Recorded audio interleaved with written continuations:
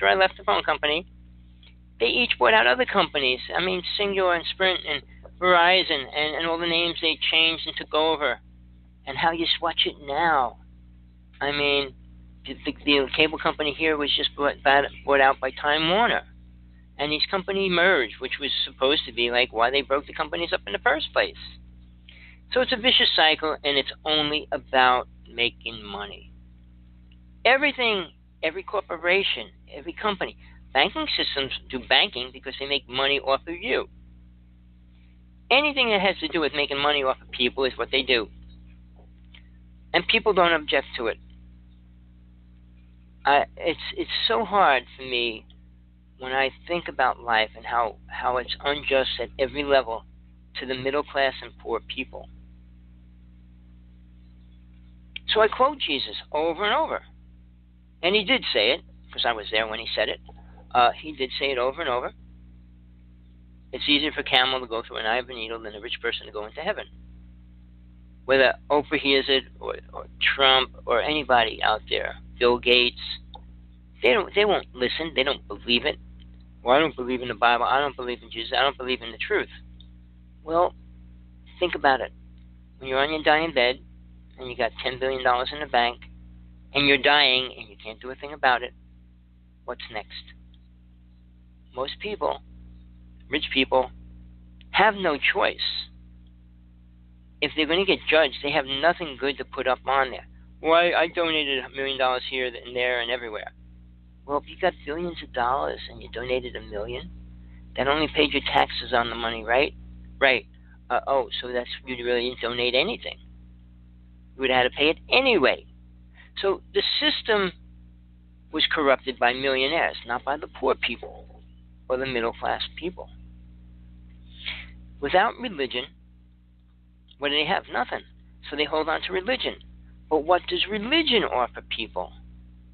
A programmed idea that everything's going to be okay. A false, delusional idea mankind accepted and accepts daily. Like they're protected. And I could stand before anybody on this planet right now and debate them, and I know I would win. Because how many people on this planet talk about a real God? Not God sends his love down and I'm giving you love and blah, blah, blah. That's not what God's about. Never was. God was here in Atlantis, and it was incredible, but God was here when Romans, when the Aztecs and Mayans were fighting. It was here it was always here. So to think that it's loving being, compassionate, and that's all it is, they don't know anything more about it. Like, how was life really created? I mean, the story of which came first, the chicken or the egg? And who put it there? Somebody had to put it there if that's how it came here. So the true answers get twisted and told fairy tales to make you believe that that's how it happened. And when they use the word Anunnaki, and I know too many people close to me that believe every aspect of that, I feel sorry for them. Why shouldn't I? They're going to believe that this race created us? Are they better than God itself? Of course not. Do they have more power than God? No, they don't. Playing with cells is playing with a solid object. Playing with soul is something different. Now, quantum physics has a lot with jumping through that phase into the astral energy, which was all happening because of the Philadelphia experiment and Tesla. So, in that vein, who gave Tesla his knowledge? And why do we follow? Why do we listen? Why do we use it?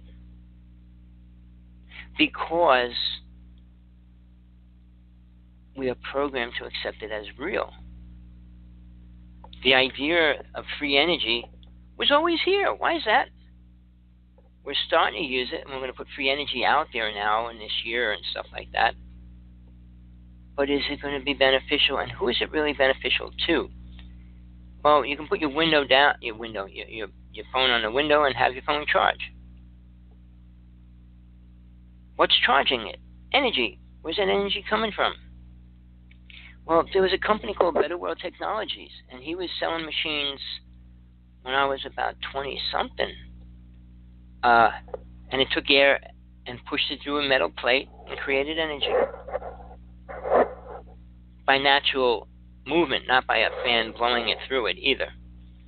And the government came down on him every which way. He was put in jail twice. They charged him $1 million to get out. He created the dome homes. He created the first jackhammer that didn't make noise within itself. And multiple things. He created a shield like this plastic that was completely indestructible.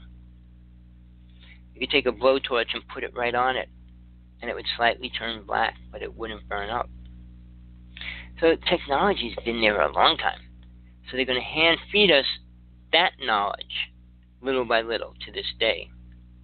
So when Tesla came out with his knowledge, his technical abilities and inventions, people think they came from his brain. He sat down and thought 200 inventions. Oh, he used all his brain. He used all his brain. He had telepathy. He would have radar, sonar. He would be able to use all those different things naturally. Dolphins have the same brain, and they can do that. They can also speak 150 words. Monkeys were never able to talk more than 50 words. Does that kind of like ring a bell of like who's more intelligent? If dolphins had hands and feet, I think the world would be in trouble. They communicate with whales. Whales communicate the energy around the planet. So we're in this boundary zone of this energy, good, bad, or indifferent. Call it what you want.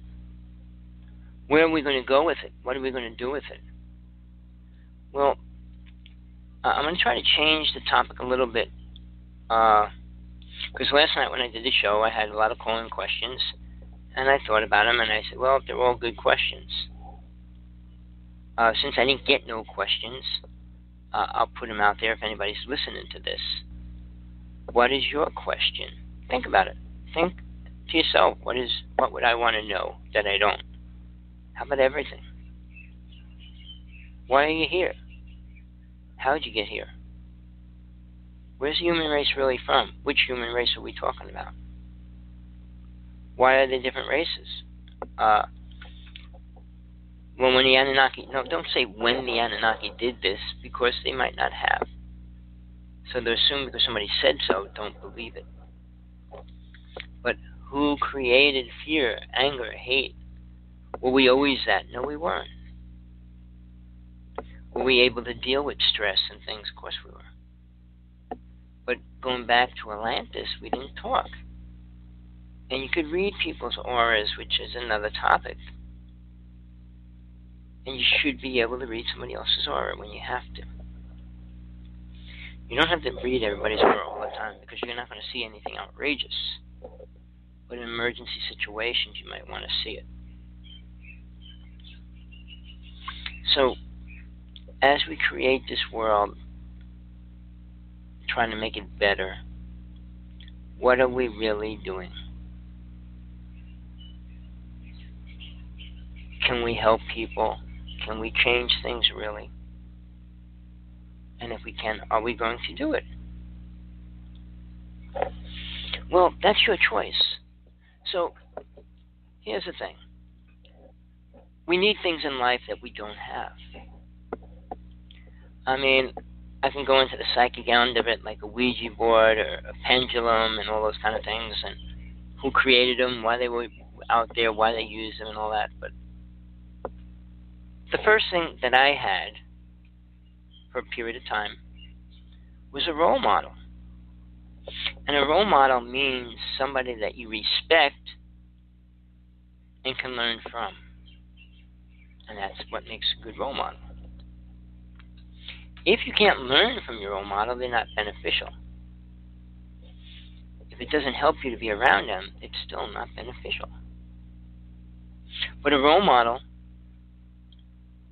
could guide you where you're lacking.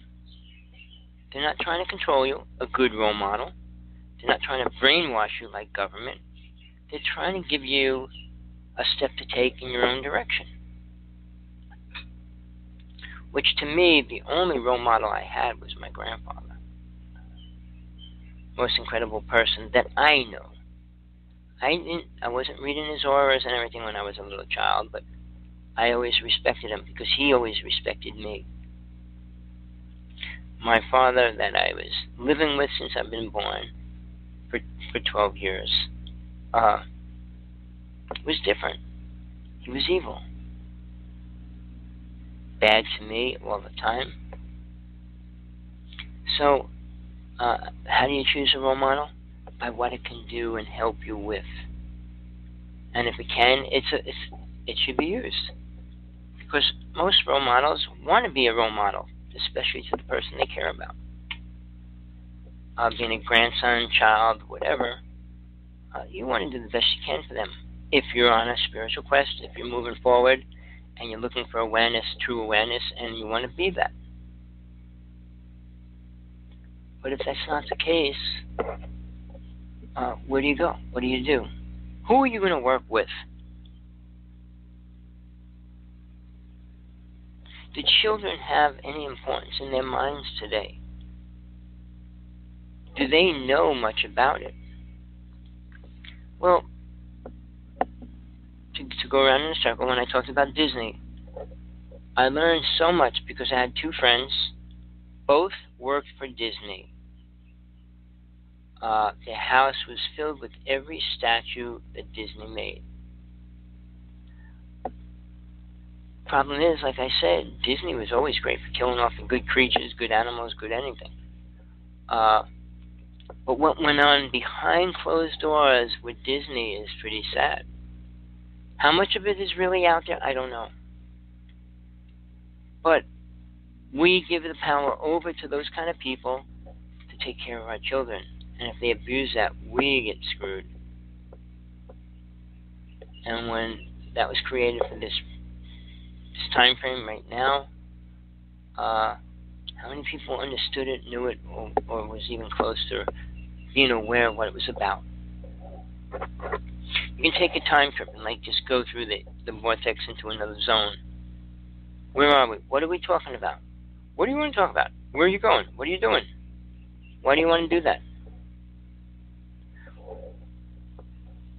When we watch movies over and over, is it beneficial? I doubt it. Watching it a couple times, maybe okay. But if there's a program in it, you're going to absorb that program much more. Being in something over and over makes it that much easier for whatever it is to go by you or happen. As for instance, you go on a roller coaster. The first time you go around, you might be going, whoa, this is outrageous. Second time, whoa, this is pretty cool. Third time, wow, that was fun. Fourth time, you might say, well, I'm kind of bored already. And that's how it waters down real fast. But if you went on that ride and it picked up speed every time you went on it, you would be getting a ride of your life. And you might really like it. So we each choose our path, choose our mission, and the way we're going to go about doing it.